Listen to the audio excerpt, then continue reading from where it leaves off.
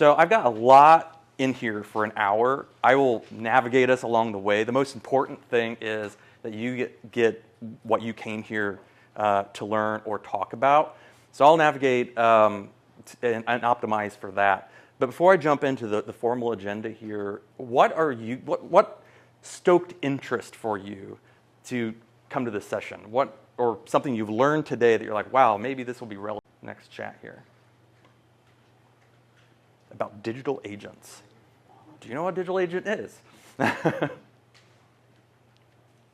Okay. Well, what I will do then is go a little visionary and poke the bear, because that's what I like to do. So the world's population today is what? About 7.8 billion people, right? So what if I told you in the next year there would be by 2035 there'd be 32 billion people? We would say, holy shit, where did all these people come from? That's a lot of babies. How are we going to feed all these people? Well, who remembers Alice? Does anyone else remember Alice? I think it was 1995, the first real chatbot, humanoid chatbot. No one remembers Alice? So this is completely rule-based. But here's the thing. So that 32 billion people aren't going to be Alice's. They're going to be digital people we're interacting with. Now, this is very much, like I said, looking far ahead. Where are we going? But it's actually probably not as far ahead as you think it is. Microsoft just released the research for Vasa 1 model, which is taking a single standalone image of a person. It can produce very lifelike. If you've not seen it, I recommend you do. Real-time streaming video of that person. Vlogger is another model that was just released. These are all in research. And then this sucker right here is actually a metahuman out of Unreal Engine. So if you've ever played a game using Unreal Engine, that's Epic Games technology. My company, we were experimenting with this, and I'll show you a little bit here in a bit, of how can we take this new technology, Gen AI, and we know that human-computer action it's going to change human-computer action, the way that we work with computing machines. Do we personify it? Should we personify it? If we could, how would we do that? And our thesis was, well, let's dip into or start leveraging the technology that already exists. What better than a gaming engine? So it might surprise you that a study or a survey done showed that 20% of respondents would date an AI partner. This wasn't would they consider it. It said, no, I would date an AI partner. Hype? Well, I thought so till I started to go look on the internet on my personal device. I don't suggest you do that on your work computer. Yeah, it turns out people will pay good money for that. But that's not why we're here. We are here to start talking about practical applications, right? Things that we can use in our business, whether that's B2B or B2C use cases. So early prototyping of what I just showed you, we started calling that Project Pete. And so Pete, our customers, and inside our company, Pete actually is the same name that we use for many different technologies now, just kind of stuck around. But I want to show you where we started. Hi, what's your name? Hi, my name is Pete. How can I assist you today? Well, I'm trying to figure out what you guys do at your company. At EIG, we are a company that focuses on engineering. And I'm going to play this whole thing. We have can assist you further. Skip Can through. you tell me just a little bit about the CEO? The CEO of Now, this is my favorite part because he says all sorts of cool things about me and how amazing I am and all that. But the reason I wanted to show that was, so this was August of last year. The blue masking is facial landmark mapping, the idea being, are you smiling? Are you not? Are you frowning? And what we really wanted to do was experiment with, if you're moving your mouth, are you still talking or not? So if you're in a room with ambient noise, being able to make sure that what I think I'm hearing is the person that is speaking, so I know when to continue speaking, right? So this was written in 5 days. Then we said, okay, well, let's start exploring what digital employees would look like. What could they do? So today we've all already had these conversations about what are the use cases for Gen AI. frankly been very validating to the stuff that I've been considering. But think of like account management. That's something that seems so benign. Are we going to replace account managers? No, at least I don't think so. I don't want to. Can we help them do their jobs better so they can spend more time with customers and less on reports and searching for files and writing emails? Absolutely. So here's some numbers that really surprised me too, and I promise I'm getting to a point. This was a study done by TechPoint, which is a group in the state of Indiana that does research on workforce development. And the survey just released, and this is specifically for AI adoption, was 47% of organizations said they're looking at how to use AI to increase productivity. I thought that was counterintuitive, especially as a product person. I thought that was going to be 47 to 60% to improve their products. But it turns out, no, and the reason is people don't trust it. I don't want to put a technology in front of my customers that might say something wrong, that might do something stupid. There are plenty of examples already in the press. I'm much more interested, the industry, in productivity. And then it would surprise you either then with that and this was a study published in Harvard Business Review, that 90+% of organizations just keep seeing more and more and more and more and more demand for automation. So that makes you think, okay, well, what are different ways that you could increase productivity with Gen AI, right? Well, we all know it's really, really good at summarizing. That's probably the one use case almost everyone uses it for, right? So at my company, what we've done is, and I actually wrote this in a week as an experiment to solve my own acute pain point. And that is, I don't always know, as the CEO of a 50-person company, a young company where I serve as VCTO to several other organizations, what are happening on those projects that could use my assistance? Not because the team's not smart, not because they don't know how to do their jobs, but it's something where, I am an expert. I was telling gentlemen earlier, my Salesforce days, I know a thing or two about how Salesforce authentication works. Someone was going to spend a week on that. Roxy told me that. Roxy's the personality that's listening to Jira, email, Slack, video recordings, or Fathom recordings and transcripts. I said, hey, Roxy, what do I need to think about today? What do I need to worry about today? No joke. She said, such and such is working on Salesforce authentication. They're going to take 2 weeks to do it. You should probably talk to them. I went, took 5 minutes to resolve, and off we were going. That's the sort of productivity that you don't even think about. It's just so benign, right? It seems like it is anyway. So this is a technology we are actually working on launching a venture. So if anyone's interested in participating in really early design partner stuff, let me know. More on the digital agent side. So I want to emphasize, when I'm talking digital agents, it's not just about an avatar. It's not, in fact, that doesn't even have to be the case, right? It's really about, are we creating personalities that provide value, that you can interact with in a much more human way? Here is another example of a digital agent. I am going to play this.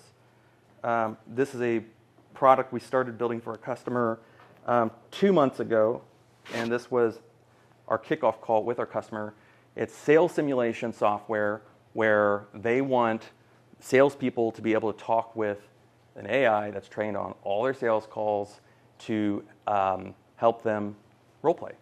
And you could think, in a big organization, it takes 6 months just to hire someone, get them onboarded. They're usually there for 12 to 18 months, and then they leave. There's zero way at scale you can do role playing with a sales team. So we made the CEO of this new Portco company sell her brand new product to this AI. Hi, Julie, are you there? Yes, I'm here. How can I help you today? Hi, Julie.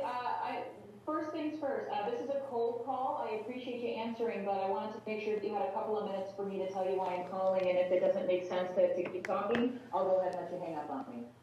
Sure, I have a few minutes. Please go ahead and tell me why you're calling. I'm actually calling to ask you a little bit about some of your enablement efforts. I was looking on LinkedIn and noticed I'm not that going to play your the whole thing company's either, making but a lot of advancements in e-learning technology, coaching technology. Exactly does it enable collaboration and practice? so I'll sum it up for you because it's kind of probably a little hard to hear. But what's happening here is she went into a cold call.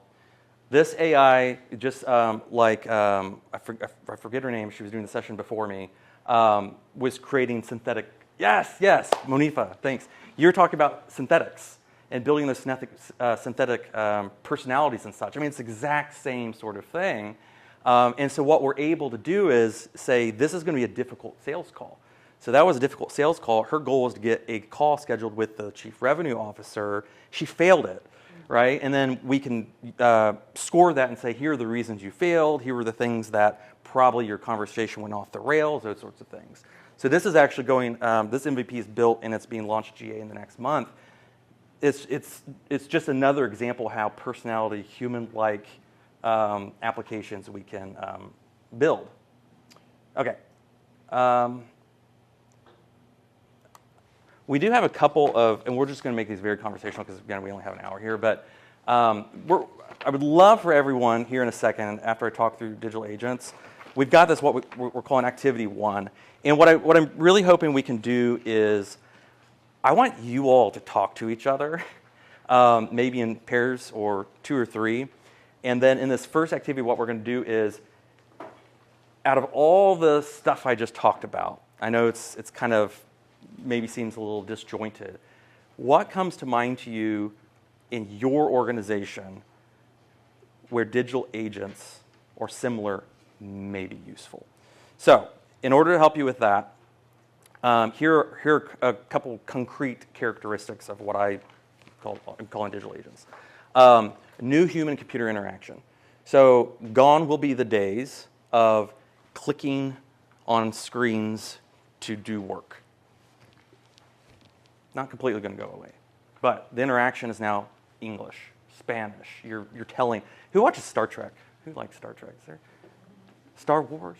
Hey, Star Trek. So I've been rewatching the Star Trek Voyager series. And I absolutely love every time she says, computer, such and such and such. And then the computer says, well, it's this, this, and that. She goes, well, no, that's not completely right. And then the computer corrects herself, et cetera. She's having a whole conversation. That's where we're going, right? For a lot of the applications. Second is it's LM-based. I'm not going to spend too much time on that one. I don't think that necessarily has to be the case forever, but right now they are. Adaptive and context aware. So context is, we've talked about this, a lot of people have talked about this today. Context really is the whole reason LLMs are valuable. So think about context, and then they can take action. So if you have these insights surface like such and such is spending too much time on the work that they're tasked with doing, what should the next action be? And then what would be helpful if you had multiple of these? So also in, I think, Monifa, your session, someone over here was chuckling about, well, I could have a board of yes, absolutely. Very easily. You could definitely do that. So what starts happening when we start building multiple agents? So, okay, I'm going to stop there. Let's just spend, let's do, spend 5 minutes. And I would, 2 groups of 2 or 3, and just talk about your immediate reactions to what we just talked about. After that, I'll facilitate a conversation and see where that takes us. And I'll hop around too if you're stuck or don't know how to get started, and we'll go from there. Cool? You solved the problem. You're ready to go do it tomorrow. Ask for some budget. Who'd like to start us off? Don't be shy. One thing we thought about in terms of having it as an assistant be helpful, but how do you make it helpful? And we were talking about in-store agents and associates, like giving them advice or coaching, and potentially real-time advice without being annoying. Yeah. Like really pushy or really, how do you make that more an organic conversation? Because sometimes these LLMs can really go on. They can, yes. So I am living this right now. So Roxy, by the way. So Roxy's, I have 2 St. Bernards. Roxy is one of them. So that's how the coding came along. But one of the problems that I'm running into with this experiment is message fatigue. So I have, for each customer, there's a bot, right? And I'm getting summaries of all the JIRA ticket and the work the team is doing, and it's spitting out a summary of every time there's a phone call, and then aggregate at the end of the day, and then I get, at the end of the week, there's an email that's like, hey, this is the status update. You could send to the email, or email to the customer if you would like, and then I could say, hey, Roxy, actually rewrite it this way, right? All from Slack. That's a lot still. And so I haven't solved this problem yet. So I'm glad you're bringing it up because it's an example of when you do, you start learning what works and what doesn't work, right? Because I thought I had it cracked. I was like, man, I am like the best CEO because I have an email for every single client on Friday. And now it's like, there's no way I can keep up with that. New problem to solve. Yeah, so I think the important takeaway on that one really is by doing, you can figure out what works and what doesn't work. And again, this was I'm going to keep pointing to you because your session was so good. That was another theme that I've heard throughout the day is bite-sized piece. Do what's possible. And that's very, very hard to do when people get on stage and they talk about, wow, look, we can make a metahuman with Unreal Engine, and everyone will have one on the Zoom calls when you get back to your office. Yes, that's awesome, that's cool. Not practical today. So, by the way, really expensive to build and hard. What else? I had a question of clarification. Yes. How is this technology differentiated from like technology that is used in call service centers where you have this type of AI and you have coaching, monitoring, et cetera, to drive efficiency of the call center workforce? On the call. So, to my knowledge, there are not that many organizations that are doing call center. Are you talking about like training, or are you talking about actually taking phone calls? Or like voice IVR sort of stuff? It's more so monitoring the technicians, the customer service agents, and giving them the prompts. Let's say the customer is asked about a certain piece of information, or they're evaluating the flow of the conversation and prompting them with information that could support closing the call or driving customer satisfaction, providing post reports in terms of performance, et cetera. Yeah.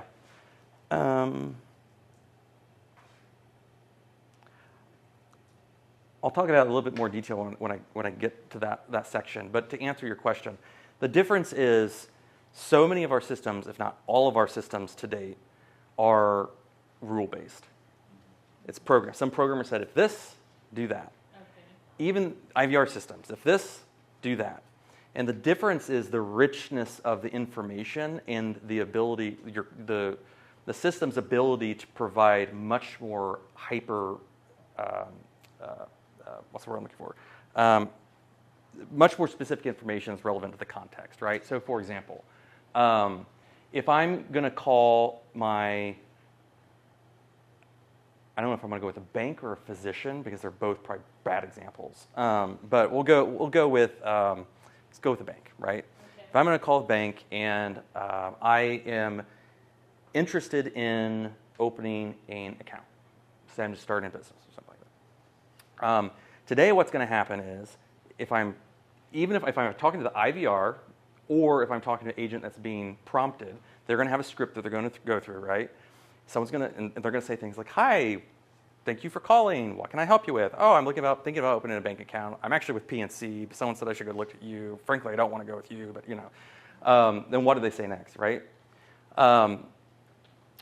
This is why I say it might be a bad example because you don't have a whole lot of information about that person yet. But let's say that maybe I am a personal banker with this bank. I'm just not business banking, right?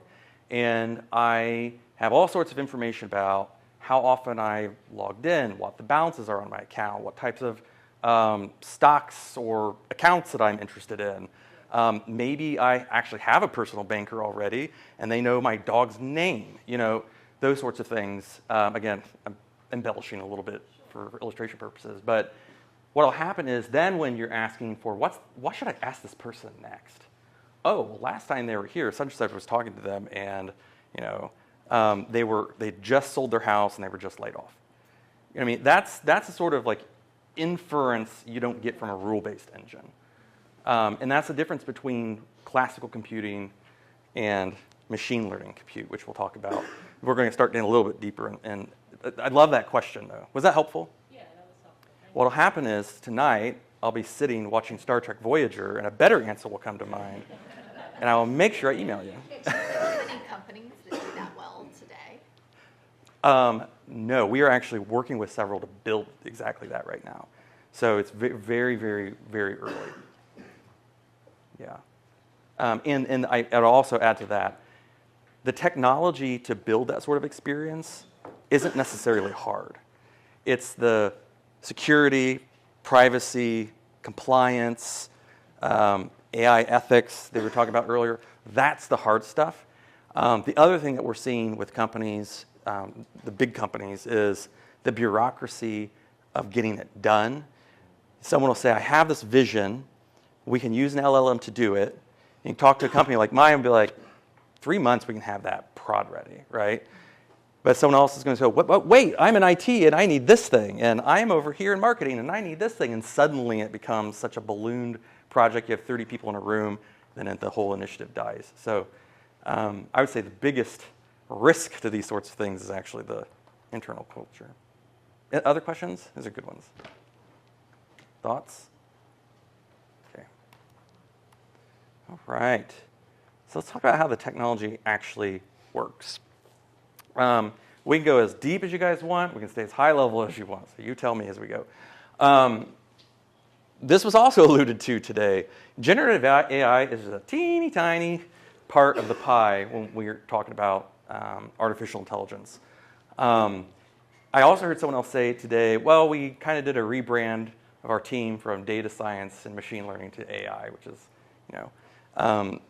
funny because it's being driven by this. But at the end of the day, vision technology, speech, natural language processing, like in NLP, anomaly detection, this stuff was happening a long time ago. I mean, anomaly detection for credit card fraud was in the 80s, right? So a lot of the stuff we're oohing and ahhing is not new by any means.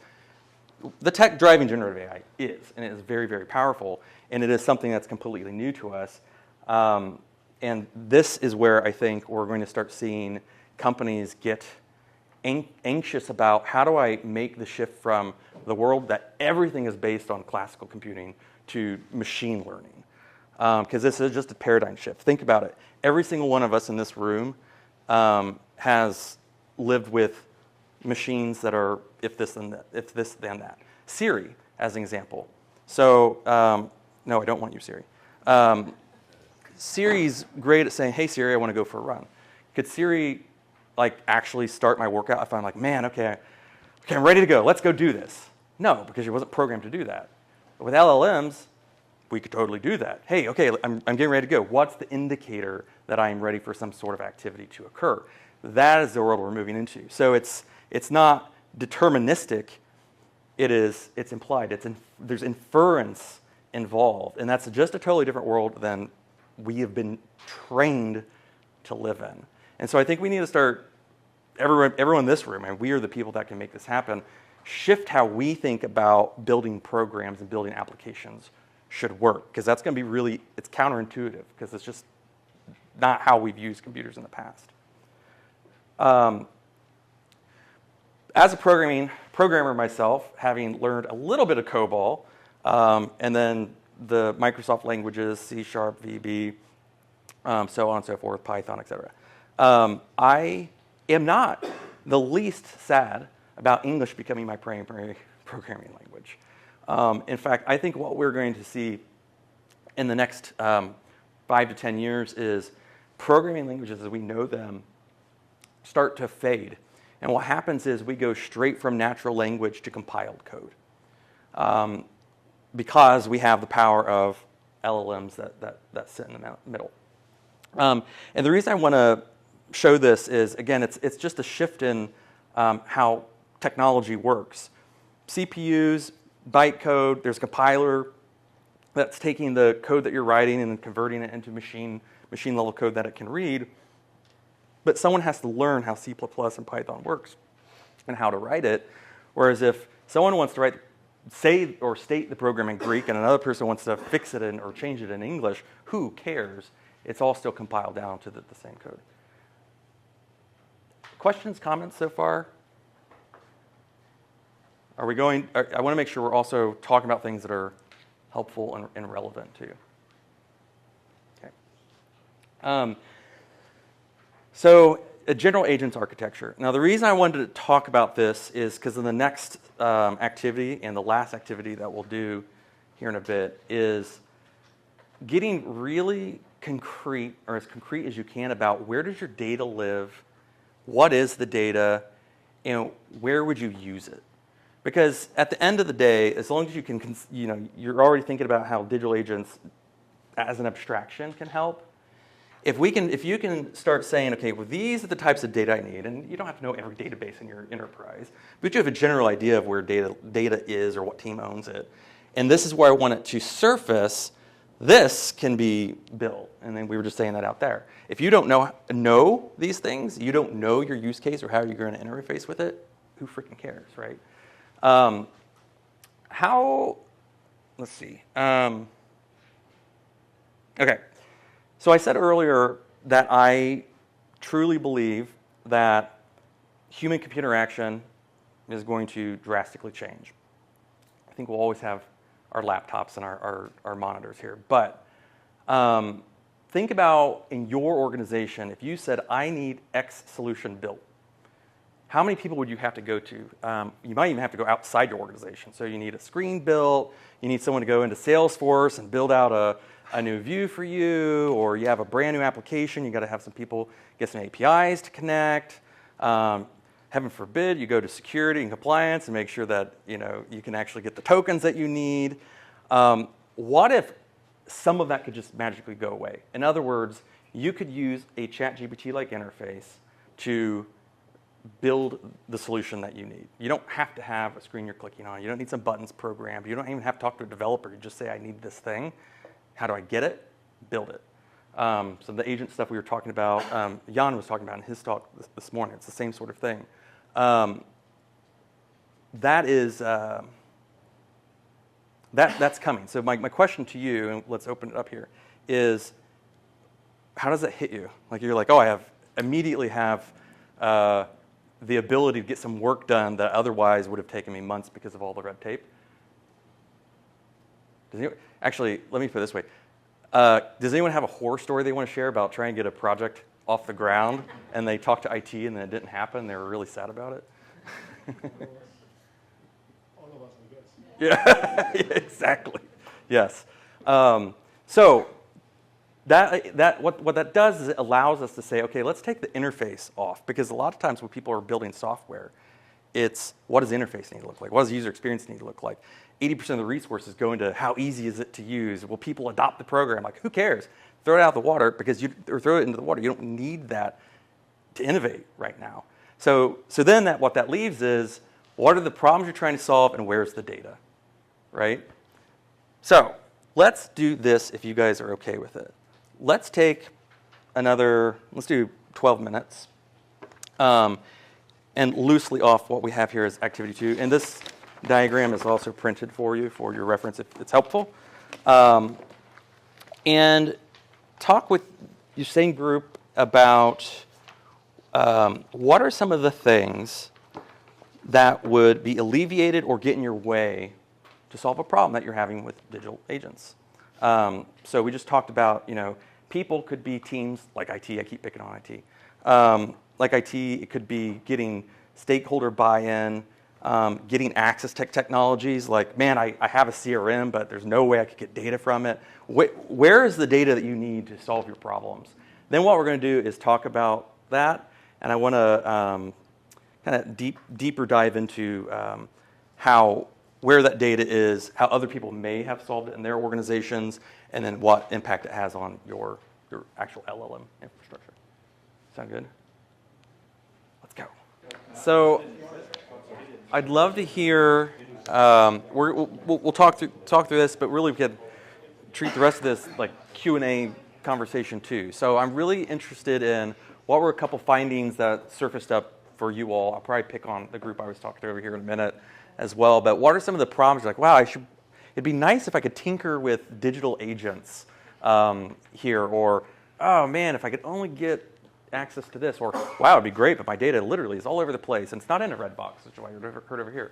Any thoughts? Yeah, we had something very similar to that. And I think as I've worked with our IT department, and he was saying his kind of is the same way.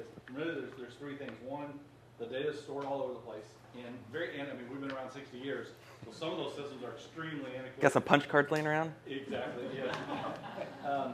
Which creates a couple of problems. One, you've got duplicate sets of data across multiple systems, so what becomes the source of truth?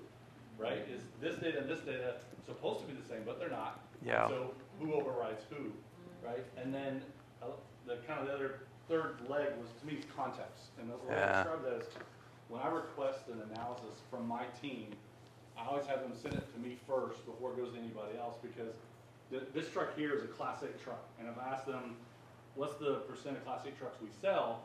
The denominator, what do you put? Is it all trucks we've ever built? Oh, is yeah. it just Class 8 trucks? Yeah. Do I just divide it by cab overs? Like, I usually understand the context of what leadership's looking for, so you can't just ask the basic question. You got to know the context of the around it. question as well. Yeah. Right? And so that you get the answer that they're really looking for. Yeah. So I think, where's it stored? What's the source of truth? And what's the context of the question you're asking? Those are usually trying to solve those three things. IT usually says, I don't have the money and budget to do that. Yes.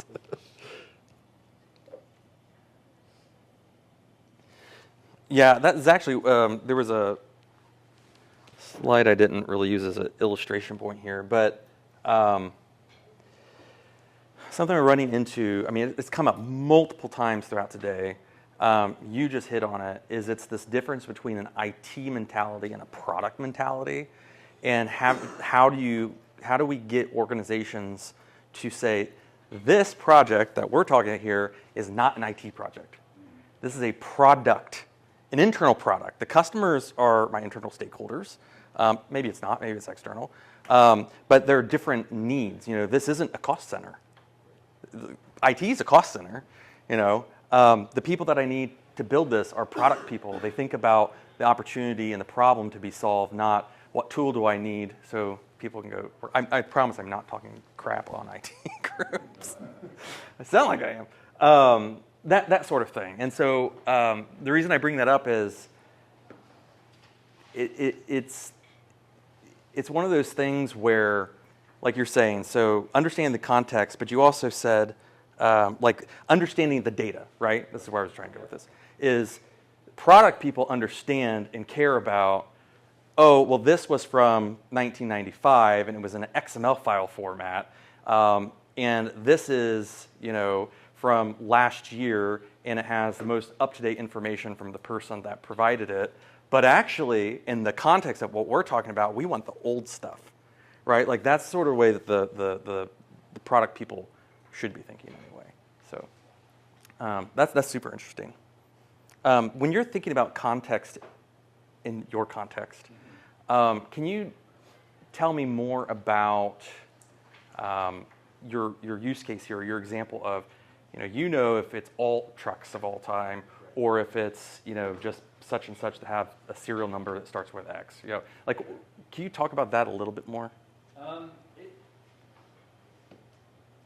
We get into a lot of scenarios where, the leadership team is looking to make decisions on business cases, and they want to know, they might want to know the types of engines that we're selling. Yeah. And what they really want, a lot of times when we're looking for what's our penetration into the marketplace, it's usually relative on what the market space is, right? And yes, we sell medium-duty trucks, but that's not the same market space as a heavy-duty truck. And so I don't really care that I could sell 9,000 medium-duty trucks into that market, because nobody's going to buy that truck in place of a medium. It's not part of the total market space. Yeah. And so without understanding what market they play in, it's irrelevant if I use those medium-duty chassis to define the total opportunity space for this chassis. Yeah. So that's kind of context of like, okay, when I'm trying to segment my data and send an analysis report to say, here's something we should do, I've got to put in that right context so I don't confuse the organization, for lack of a better term.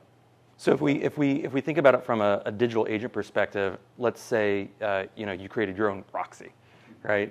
And where this starts to get fun for me at least is where one personality is probably not the best in this use case, because you may want to have someone that's an expert in the U.S. market, someone that's expert in a particular line, or maybe both, but it's distinguished in their personality through the prompting, right? Like that's pretty interesting. It's also something we're seeing more and more happen, where the use cases get more complex. It's not a single AI agent that you're working with. That's actually multiple. So interesting. Others? Thanks for sharing. Other thoughts? See some Were you going to ask something? Oh, I thought I saw some wheels turning. Okay. Okay. Yeah. Well, actually, we discussed this, part of this discussion. I felt that actually, first you need to have like a data culture or the mindset of collecting data. And I think many organizations, they don't have this kind of mindset. They don't collect the very crucial data. The second thing is there's a cost implication if you collect tons of data continuously. Yeah. How do you deal with those data? If the top leaders don't see the immediate value, they will typically either not collect them or just delete those data. Mm-hmm. So that's probably some issue maybe you can Yeah. share with us your thoughts. Yeah. Data culture being one of them. That's it's such an interesting one. It brings up for me the question of what data in a system like this where, I'll go back, in a system like this, where the organization has a data warehouse with all their analytic data, you have your CRM, you might have some devices, maybe it's trucks on the road sending all this data in, right? Really what we're saying is when you're asking questions of your organization, it has access to all of this. But what's happening is, and this could, it could be anywhere. Your CRM could have 5 CRMs. Who really cares? You could have your data at 2 different places. Who kind of really cares? Because that context is coming in, should be coming in with that file, with that data. But it's all accessible from this layer here. So the reason I say this is I wonder how important an actual data culture is across the board. Or is it more of the organization says, I have data systems, I have databases, I want this thing collected, and then collect it, right? So for example, I ask my project managers, every Friday I want to report on what's happening with the project, and I want to know what are the things that are going well that aren't going well for a project. And most of the time they're pretty good, but once a week there's one where I'm like, I know that's not true. I know it's not true. Well, guess what? That's why I got into my CRM, so I see all the emails, and it's tapped into Jira, so I know all the work the team is doing, and it's tapped into the Slack channel, so I know all the conversations that the customer is having, all the things that they're saying with the team and how they're saying it, and so I don't have they don't have to care. They just do their jobs. So I wonder if it actually makes the data culture actually becomes less of a problem with a system like this, versus one where it's so structured you have to make sure you enter the things in field 1, 2, and 3. That didn't occur to me just now. I promise I didn't save that. So, yeah, that's super interesting. A couple other things to keep in mind too is I've very much hand-waved the security, compliance, what do you do with very sensitive, PII, PHI if you're healthcare, et cetera. There are a lot of tools surfacing to address that. We actually wrote one of those, a company of ours that does data loss prevention for LLMs specifically. It's very sophisticated. We were actually able to get it to a 98% accuracy for DLP, which is freaking unheard of in the DLP market. So I say that because, again, earlier someone was talking, I remember who it was this time, was talking about the adoption of these tools is kind of slow because everyone's a little apprehensive about that. And I bring it up here because the industry's getting over that problem. So as soon as people are over that hump, that's when you're going to start seeing the competitors and the other people in the landscape rolling out actual real use cases, and not just tinkering, because the security compliance problem's been addressed, at least to an extent where the risk is low enough that people are willing to take that step. So I say that if there are use cases you're like, I can't believe I don't see this yet. It's probably why is people are wanting to get that figured out first, and we see that firsthand. How are we? We're out of time. That's actually perfect timing. Dang, So look at we have that. about a 15-minute break, but thank you. This was Thank you, everyone. Appreciate it.